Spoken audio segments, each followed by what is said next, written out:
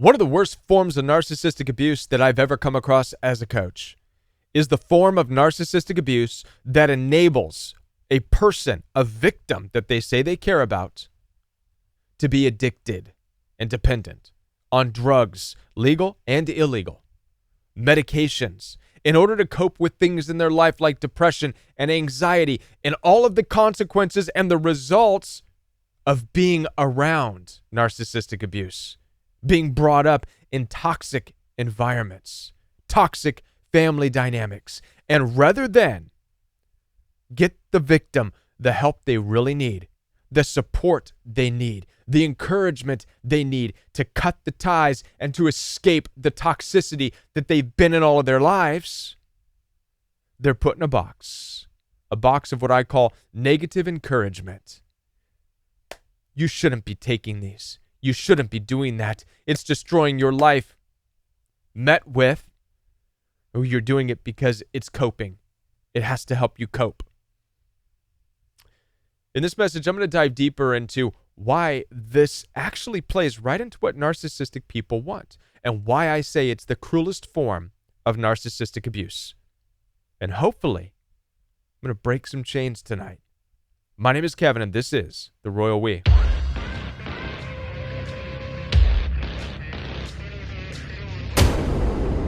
Now, before I do continue with this very important message, I want to let you know that I'm here to support you. Down in the description box below this video, you'll find access for one-on-one appointments with me. I take telephone calls as well as video calls through Zoom, FaceTime, and WhatsApp. So if you have been addicted, dependent, drugs, medication, even prescribed by counselors and psychologists, I would never tell you to stop it, but I encourage you to head on down there, schedule some time with me. I'd love to work with you in a different way. In addition to one-on-one coaching calls, I also have a coaching program. My coaching program is live and in person each and every day. I don't just throw books and videos your way and say good luck. I support you Monday through Friday live within a community. Every Tuesday night, we open up the Bible and we see what God's Word has to say about living in this day and age that is full of narcissistic abuse. And in addition to that, every Thursday night is Backstage Pass, where I give you insights into being a coach. In addition to that, there is a workout program that is starting this week. Some of the most sought-after longevity coaches have put together exercises that you can do Monday through Friday to get the Royal Week community in shape. It's going to get you in the best shape of your life, mentally, emotionally, physically. Get down there and check it out. Now, I do want to put this disclaimer out there. I am not a doctor, nor am I licensed in any capacity. So if you are on prescription medications or prescription drugs or whatnot, this is not telling you to stop that. That could be very dangerous. So please talk to your doctor, talk to your licensed professional before you do that. But I am going to talk about something that I've seen as a coach. Not only have I seen this as a coach, but I've lived through this. Beginning with my story.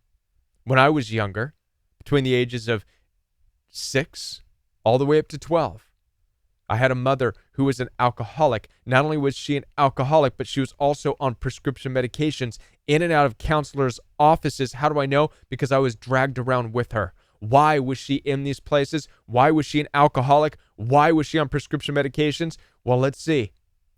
A father, my father, her husband, who left when I was 4. After very abusive, nonstop name-calling, physically abusive encounters. I remember it, even from, it's amazing what we can remember, isn't it? Most of which happened before I was 4 years old. That's how good our memory can be sometimes.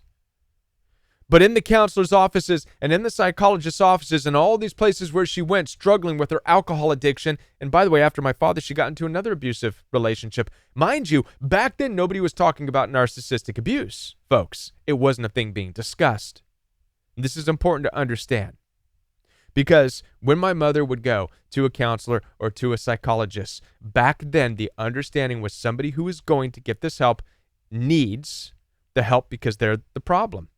Their depression is the problem. Their anxiety is the problem. Nobody sat down and talked and made a strategy or a plan to get out of the marriage or get out of the toxicity. None of that. It's let's deal with your depression. You're depressed. You're this, you're that. There's medications for that. So I know how that system works. And what we know now with certainty is that none of that works. All it does is keep people coming back for more. Like hamsters going to the pellet bar, to hit the pellet bar every time they go see a counselor or a psychologist, to get that more pill, never resolving the problem, never understanding that they're a hamster in a cage of toxicity.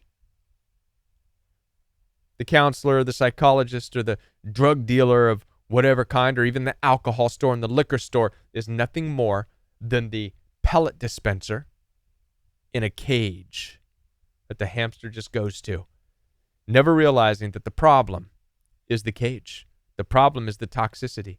This was my mom. And it's maybe somebody who you love, or maybe it's even you. Now, I want to talk about two of the benefits for a narcissistic person.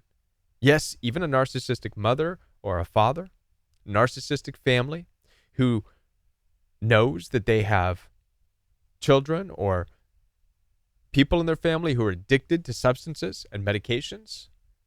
It actually serves two purposes for them. Not only does it keep them stuck, well, let's start there. It keeps them stuck. That's the first thing. That's the first benefit. What's the fear of all narcissistic people?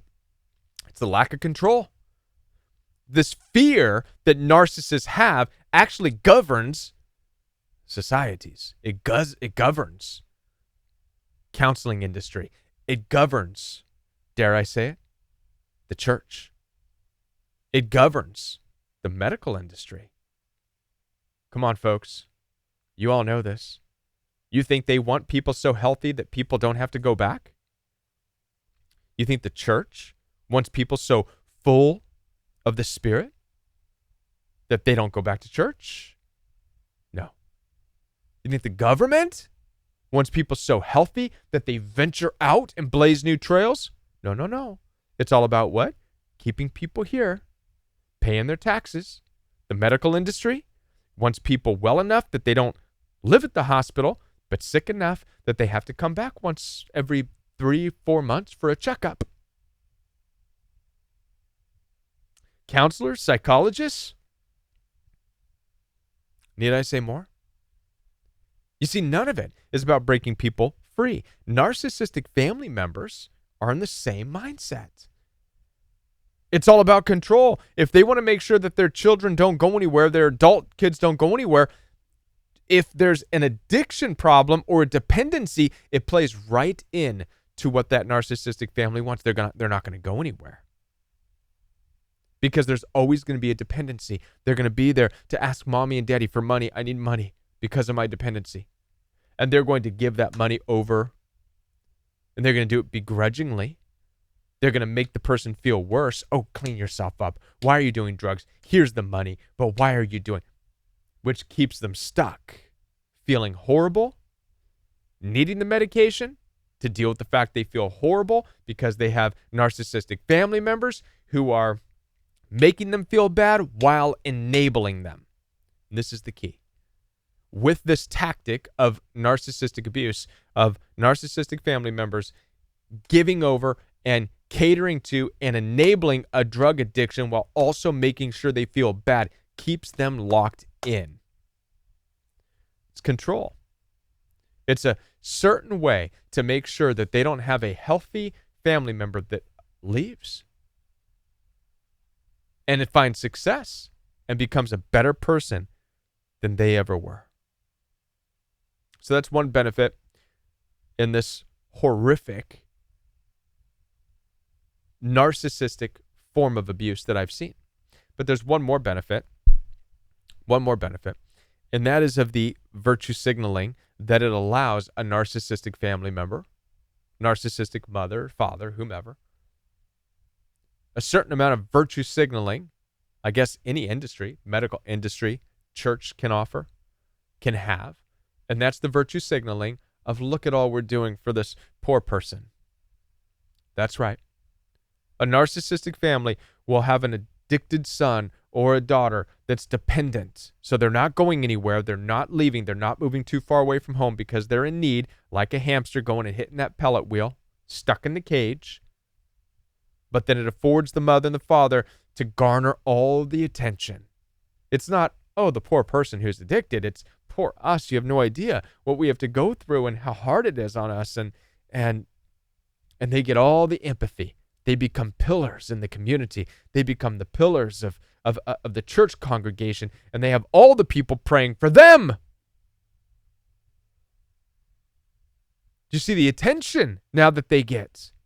That's right. Having an addicted or dependent son or daughter gives a narcissistic family the attention it wants. It allows for them to cover up their transgressions, to cover up their darkness and their sickness and their evil narcissistic ways, and instead put the focus on how good they are for what they have to put up with. Poor them, they have an addicted and dependent child that they created, by the way. But see, we could also apply this form of virtue signaling to all the industries that we've talked about too. I mean, churches do that stuff too. Oh, how good we are. We bring in all the hurting. And keep them hurting too. The medical industry. Oh, we work so hard to save, to bring in all the sick and make sure everybody's vaccinated or whatnot, while making sure they constantly need something or are given something that makes them sick.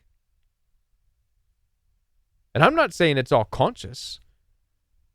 I'd be willing to bet most doctors and things like that did not sign up for a lot of the stuff and the protocols that they have to follow and do.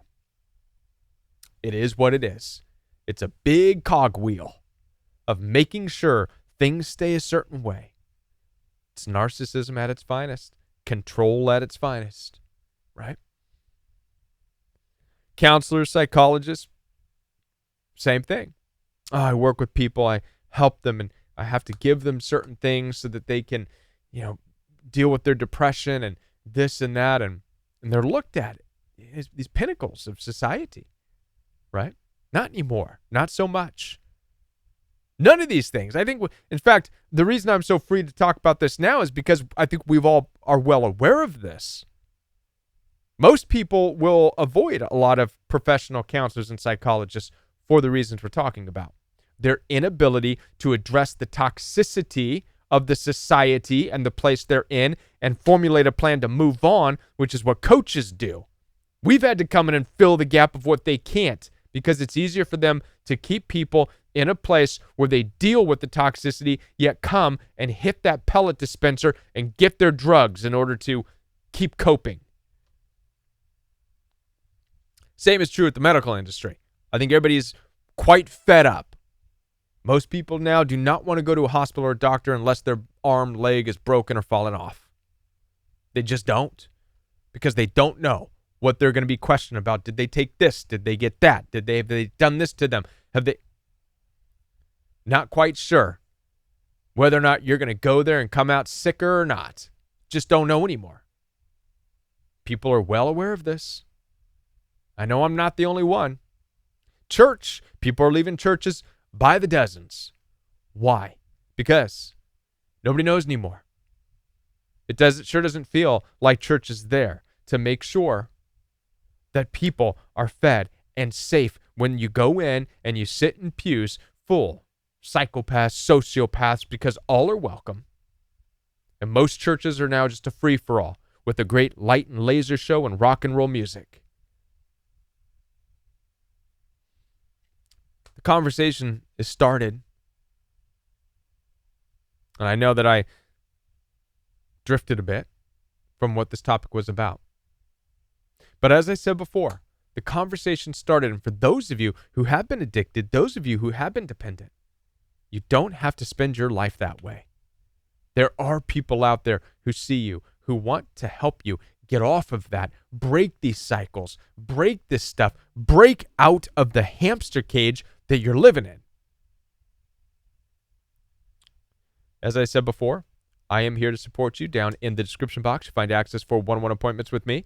Head on down there, schedule some time with me. I'd love to talk with you.